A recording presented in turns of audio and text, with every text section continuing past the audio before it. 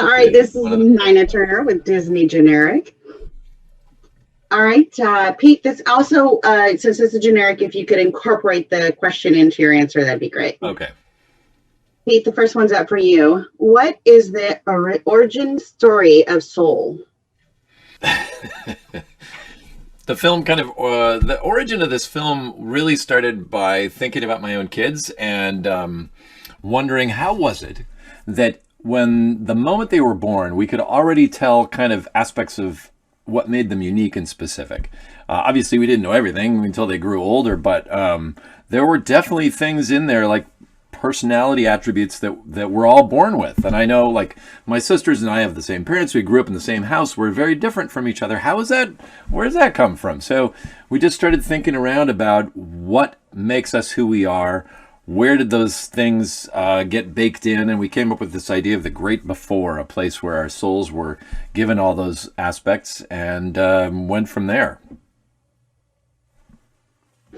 Kemp, the next one's for you. Who is Joe Gardner, and what is his passion in life?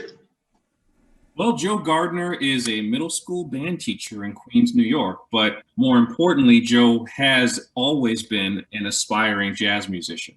If anything, I think if you ask Joe why he isn't doing jazz, he'd just say that getting to his goal has just taken him a little bit longer than he would have expected. Yeah. His passion for life has always been music. It's always been playing music, playing the piano, playing jazz. Dana, introduce 22 and the partnership she has with Joe. 22 is a soul who has not left the youth seminar for some time. She's literally number 22 out of millions of souls. And we've always thought of 22 as a snarky teenager who thinks they know everything. And she definitely doesn't want to go to Earth because it's gross and stinky. And what would people think is so great down there? Joe has, they partner up, and Joe, she really gets to experience what Earth and what life really is through Joe. And so that's where their partnership and bond really forms. Kemp, how did Pixar capture the true flavor of New York City? Well, Pixar captured the true flavor of New York City through, the same thing that Pixar does with all of their films, which is tons and tons and tons of research, visits, taking photographs of real communities in New York City, visiting New York City jazz clubs, visiting schools in New York. All of the environments that we recreated in the film came from everyone, our designers, our animators, everyone actually going on these trips and participating in the research process, as well as feeding our own very personal aspects of New York. I'm born and raised there, but I think there's no city in America that more people have some experience with than New York. And I think everyone has their own version of their favorite New York things, and we just wanted to get as many of those things into the film as possible. Hey, describe the Soul World, how you figured out what it would look like, the unique characters we find there. The soul world is where all of us, before we became flesh and blood, we were given our personality attributes, be that inquisitive or flamboyant or whatever who you describe yourself. So it's basically a bunch of pavilions that souls wander through, and then once they do, they're given traits of curiosity or adventurousness or whatever those.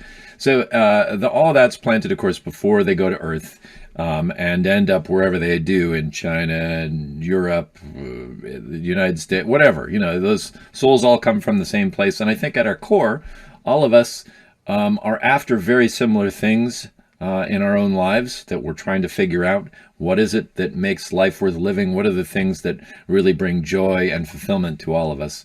And I think that's one of the themes that was really heartwarming as we worked on it, was those sort of realizations of how similar we all are, though the world is full of great differences, very meaningful differences, but at the core of it, we're all human. Dana, this is a 3-part question for you. How does the music in Soul support these two diverse worlds? A, describe working with John Batiste. And B, what drew you to Trent Resner and Atticus Ross for the score? And how would you describe the resulting music? I think one of the most exciting parts of this film is the music, and we wanted New York to have texture and grit, not only in the visuals, but in the sound and in the music. And we needed the soul world to have that ethereal, non-physical, vaporous feeling. And we needed that in the sound and the music. And so working with John Batiste, I mean, what joy that guy brings to every room. His knowledge and history with jazz, and he literally, Pete and Kemp have witnessed this too, he can do impersonations of any jazz musician, like how they play, but through the piano and playing. He's just a really talented, lovely human who brought so much to the film. And on the flip side, Trent and Atticus, they couldn't have been better fit for the writing the score, because they not only were so invested in the story and the storytelling process. Trent really connected with Joe as a character, and I think that they really cared deeply about how the film turned out. And so the process was really cool with them. They would just send cues, and we would have them early and edit, and it really became like such a big part of the storytelling because we had the music early from them. So I don't think we could have found anyone better to do the music in this film than John Batiste, Trent Reznor, and Atticus Ross. Pete, explain how this isn't a story about pursuing your dreams and reaching for the stars, and how did the story of this film affect how you view life's little gifts? I think we've all been taught from when we were little that, hey, life is about having these passions and goals and going after them with guns ablazing, and that once you get there, I guess the inference is everything will come into place. And so often that's not how it works out. Whether you make it to that goal or not, it doesn't fulfill all your dreams and answer all your questions. And so this film was really our chance to challenge that deeply held belief that all we have to do is follow our dreams, and yet also embrace it at the same time. So I think there, like all things in life, there's complexities to this, and this film was a real gift to us in that it allowed us to really ruminate on this for the 4 years that it took to make. And for Kemp, Joe Gardner is Pixar's first lead African-American character. What does that mean to you, and how did filmmakers strive to create an authentic character and reflect diverse Black experience? Well, I mean, Joe being Pixar's first African-American character I can't overstate how important it is to me. It was as a creative person, it was a wonderful opportunity to bring as many of my personal experiences as possible into creating this character and the world of this character. But it wasn't just me. It was an opportunity for everyone involved to kind of craft Joe and craft Joe's world. And I mean, it's a burden is the wrong word. I think that I had a great feeling of responsibility, since this was the first time, to make sure that we did this character and did this story justice. And I love the fact that I'm working on this film with Pixar. We weren't asked to shy away from that authentic Black experience, from those authentic elements of Joe's life and Joe's culture. And by not shying away from them, I think it even makes the story seem more universal than it would have been. Joe is not a generic character who just happens to be Black. He's absolutely a Black American man from New York City. Thanks, Pete. What did Jamie Foxx and Tina Fey bring to their characters?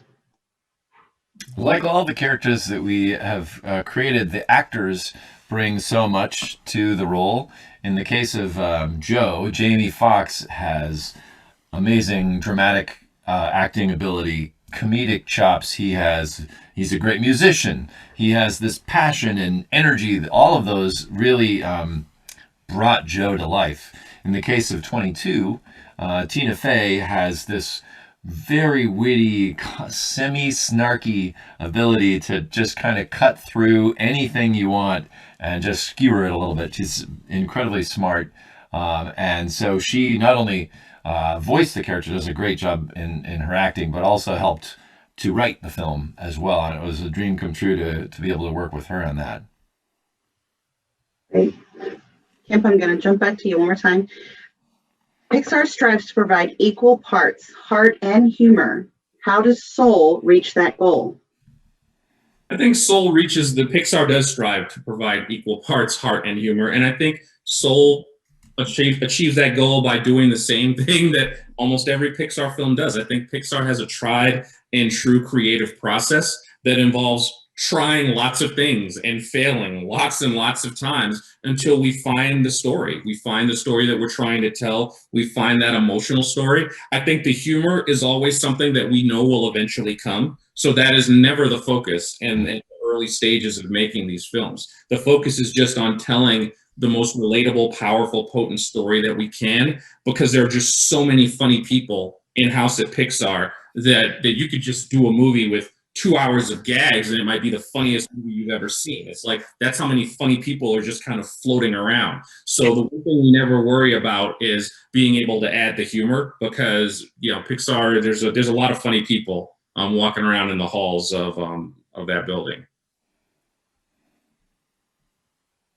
I agree. Dana, this is a two-part for you. What do you hope people will take away from Soul when it debuts on Disney Plus in December? And can you speak to the unexpected timeliness of this story and message? I hope people, after they watch Soul, can step away and just take a look at their lives and ask themselves if they're spending their limited time on Earth wisely. I know I strive for that every day and fail, but and I also hope that they can look at, realize it's such a universal story, not only for kids and adults, but it's a universal question that we all ask ourselves. And I think, you know, obviously we were aiming for releasing in theaters in June, and we're living in a really rough time right now. We're really excited that the film's going to be seen around the holidays. It feels like we can give a little gift if people choose to watch to families during that time. And so it's a little bit like the theme of our movie. You got to take what you're given and turn it into something beautiful. So here we are. We're going to release on Disney Plus at Christmas, and we're pretty excited about it.